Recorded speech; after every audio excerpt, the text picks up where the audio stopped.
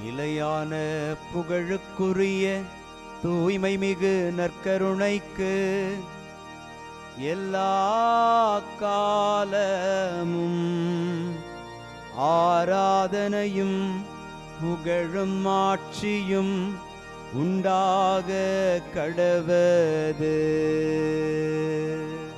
நிலையான புகழுக்குரிய தூய்மை மிகு நற்கருணைக்கு எல்லா காலமும் ஆராதனையும் புகழும் ஆட்சியும் உண்டாக கடவது.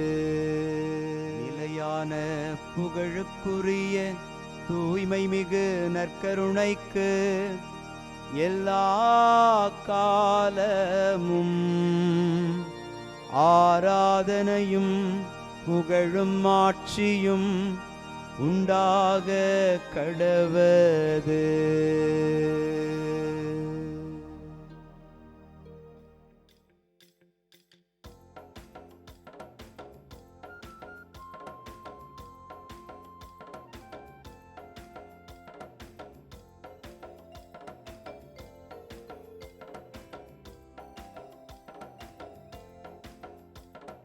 அரியணையில் வீற்றிருப்பவரே, உமக்கே ஆராதனை. ஆட்டுக்குட்டியானவரே, உமக்கே ஆராதனை. அரியணையில் வீற்றிருப்பவரே, உமக்கே ஆராதனை. ஆட்டுக்குட்டியானவரே, உமக்கே ஆராதனை.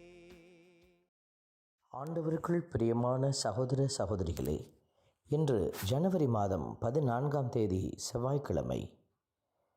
ஆண்டவர் தாமே நம்மை அவருடைய இரக்கத்திலே இன்று இணைத்து ஆசிர்வதிக்கிறார்.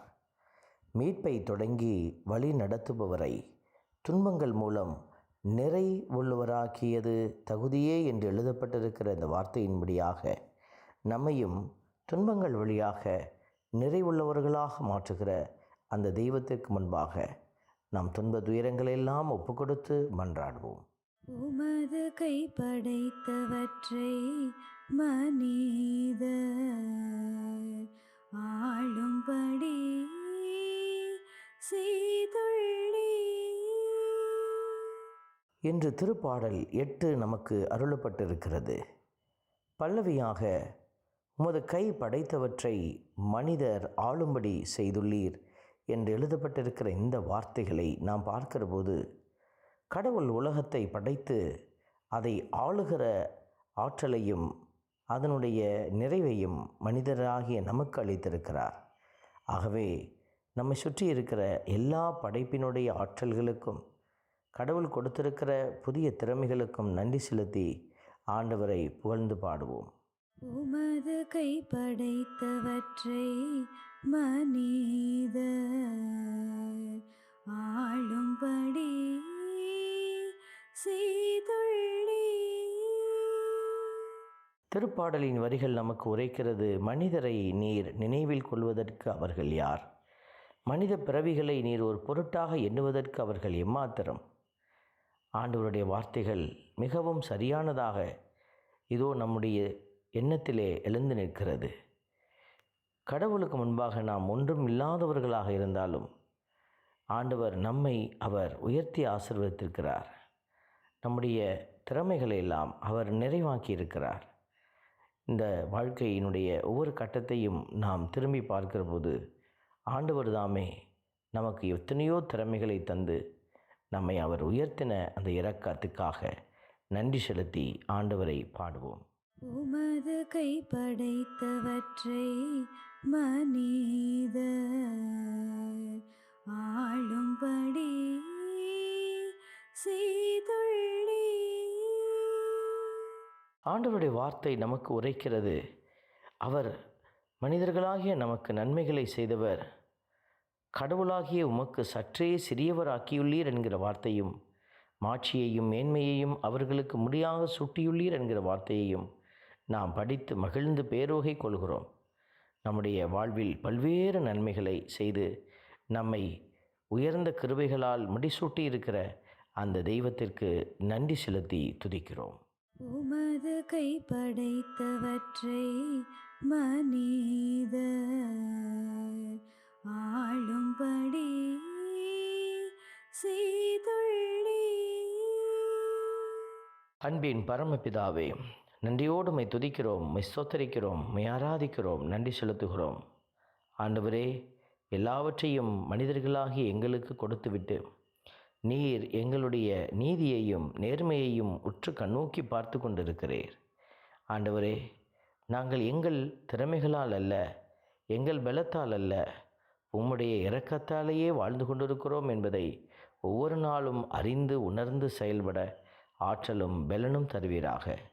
உம்முடைய தெய்வீக கரத்தில் எங்களை ஒப்புக்கொடுத்து மன்றாடுகிறோம். ஆமென். எல்லாம் வல்ல இறைவன், தந்தை, மகன், தூய ஆவியார் உங்களையும் உங்கள் குடும்பத்தையும் நிறைவாய் ஆசீர்வதிப்பாராக. ஆமென்.